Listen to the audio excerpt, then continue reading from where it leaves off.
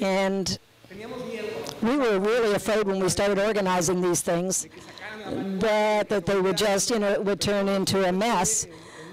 But this was very respectful, it was very orderly, and there were people from all different kinds of organizations and academic strata, and from different universities. So it was very, very, it was a good forum for talking about this topic that nobody had ever provided such a scenario before.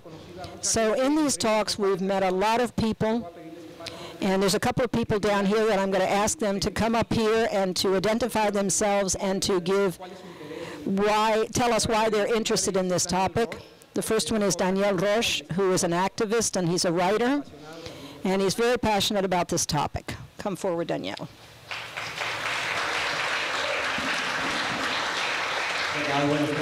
Good afternoon. My name is Dr. Daniel Roche. I am working with AMECA and to VivaConDrogas.com and any other organization that might appear. We will also be with them.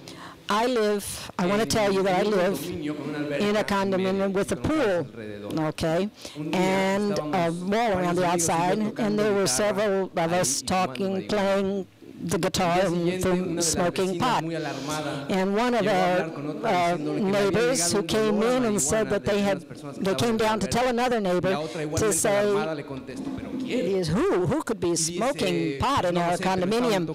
But they were playing the guitar, so the next time I hear somebody playing guitar, and if I smell marijuana, I'm going to call the cops. This is just an example of what the attitude or the general attitude in Mexico is, the level of consciousness where the problem begins.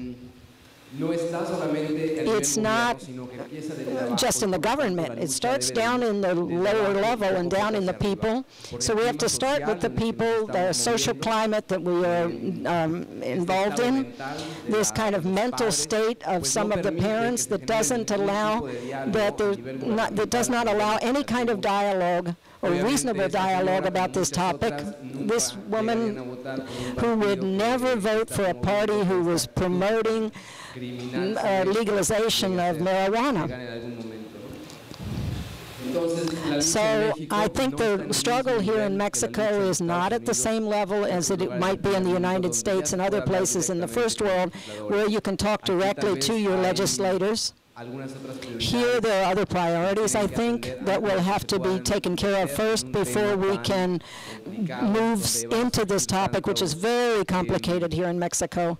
And there's going to be a lot of resistance, and there's going to be a tremendous struggle that finally, if we start it right now at any level, it wouldn't be successful. So you kind of have to, I would like to propose that you always keep in mind that what we're trying to do is change the consciousness, not of the politicians necessarily, but of the people who are around you. And that maybe this attitude will come up from the bottom and it will actually go up to where the decision makers are. And that way, we will be able to actually be successful and to open a dialogue on this topic. Thank you.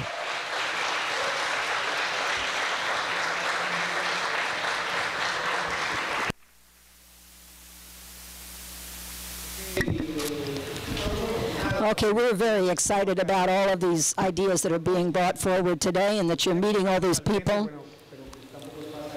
This is not just a runway of some kind, so we have to limit who comes up here. And where we've been in Acapulco and in Cuernavaca and other places, we have just a table, and there's several of us who come up to the mic, and then we ask people to come forward to participation from the audience, but we don't have enough resources and time to be able to include audience participation at this time. Another person that we have met in these talks is Silvia Maria Valls, Dr. Silvia Maria Valls. She's originally from the United States and Cuba, and she is mother and grandmother of 4 citizens of the United States, and she's also mother of a Mexican-American who was born here in Mexico, and she is, has her doctorate in modern foreign languages, and she'd like to talk to you today.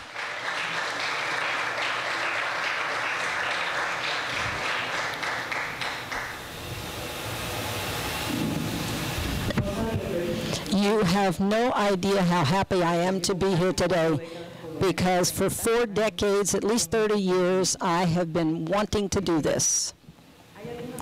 There are some things that we haven't mentioned and other things that we have mentioned that are very important, and I would like to talk about them. One of the first and most important things, as has been mentioned, that we be able to recognize the strategic needs of our common struggle. There is information that I have just gotten over the last few months thanks to a colleague that I met in the New York Times Forum for Drug Policy in New York. This wonderful woman, who's an expert in financial imagines, she's Catherine Austin Fitz, and she has a website that's called the Solari Action Network, that I recommend to you greatly. And Al Giordano has published one of the articles that I translated one of her articles, and that article is called Narco Dollars for Dummies. And I have another article that is called The Myth of the Empire of the Will of the Law. Catherine worked for an entire year as the Undersecretary of Housing and Urban Development. And she realized in that year, that when she was in the government, that this institution, which is supposed to facilitate the purchase of housing by poor families, is actually laundering money. And in another call that she made to me, because she wanted to make sure that I understood exactly what I was talking about, and you have to understand what POP means, which is called the pop factor, in addition to being a soda that you drink.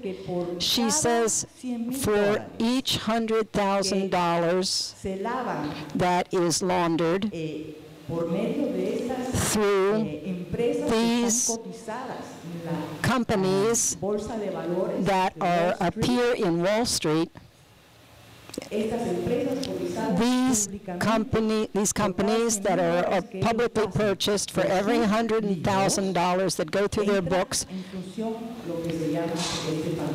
then there is a pop factor that comes in, a POP factor. It means for $100,000 that they put through their books, there's about $2 million is the amount that increases the value of their stocks. Sometimes in some companies, the POP factor is 80 times. So every $100,000 that is laundered through these companies, then their stock goes up by about $8 million. So I think that this is a critical point within the debate about legalization.